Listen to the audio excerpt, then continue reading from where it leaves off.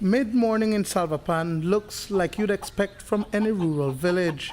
A local farmer tending to his chickens and children riding bicycles with their friends. It's a peaceful day in a quiet community that was created for this very purpose several decades ago.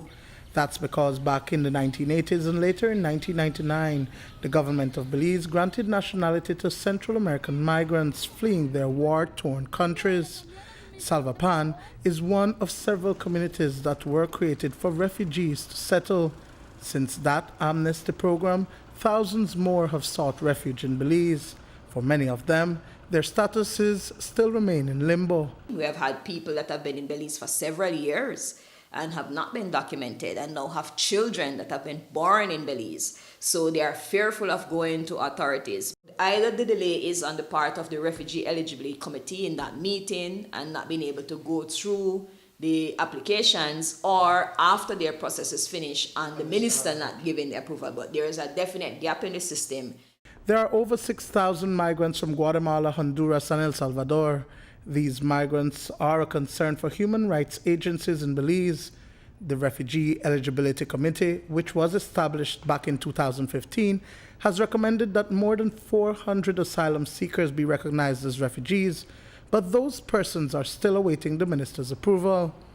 In early 2018, 28 persons were officially recognized with refugee status. Yet, it is estimated that there are over 3,000 asylum seekers registered with the Refugees Department. So how many of these persons fit the criteria under the Refugee Act?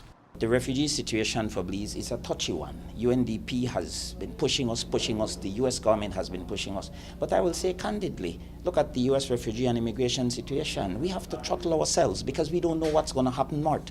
Some of these people have been here 6, 7, 8, 10, 15 years.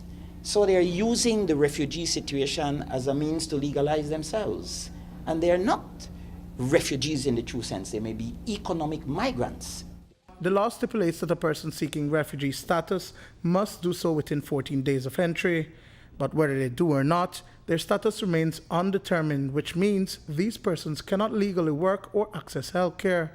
This, according to Executive Director of the Child Development Foundation and the Migration Center, Diana Shaw, creates a major vulnerability. Not all persons who are coming that are asking for refugee status will be given refugee status. But the issue is it's taking so long for them to get that determination. And then during the meantime, our laws do not allow them to work. So if you have submitted a refugee application, you have a paper that is stapled in your passport, but you don't have a work permit. So it means that a lot of those persons will eventually have to resort to some kind of irregular work process, which is not ideal. That should not be. It creates other vulnerabilities for people to exploit you. You won't be able to argue for proper wages, proper working conditions.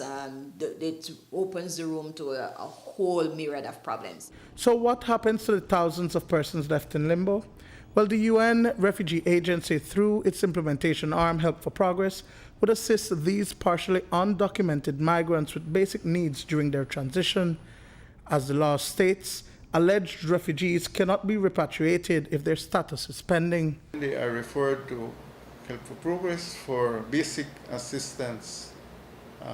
Basic assistance entails, for example, lodging, food assistance. They have school-age children to assist the children in enrolling in school, which particularly at the elementary level, which is, as you know, mandatory by the state that these school-age children should be enrolled in school. A person seeking refugee status is not to be confused with migrants who illegally enter into a country or who are undocumented. Those actions have consequences. We've seen reports in the news of numerous immigration busts. One thing you may not have considered is that adults who are arrested may have children who then become the responsibility of the state. We have what we call unaccompanied minors. So these are children under the age of 18 who enter our country without any legal guardian, and they have no legal status to enter into the country. We also have what we call accompanied minors, and these are minors that may enter the country with a parent, but they are separated from that parent. Either they are detained by immigration or detained by police, and then they're handed over to us for protection. The number of migrant children in the system and their countries of origin fluctuate annually. Over the past 5 years, there have been a steady increase in migrant minors entering the country and being placed in the system. In 2017, there were about 100 migrant children in care, and for this year, there are already 26. Within our continuum of care, we believe children are better served within a family environment, much less a family that they are familiar with. If that is not an option, we would explore our foster care system. And if we cannot identify a foster home, we then look to group homes or residential care facilities. When we did analysis, we found that some of these children, especially the males, came from certain gang influence in their countries of origin. And so those behaviors became unmanageable for those homes. And so the ministry took a policy decision that based on the gap within the continuum of care, the only facility that we have right now in Belize that can manage high-risk behavior is the youth hostel. While globally migration issues are a hot topic, it seems like decades after the establishment of these communities like Salvapan, Belize still has more kinks to work out. Duane, Moody for News 5.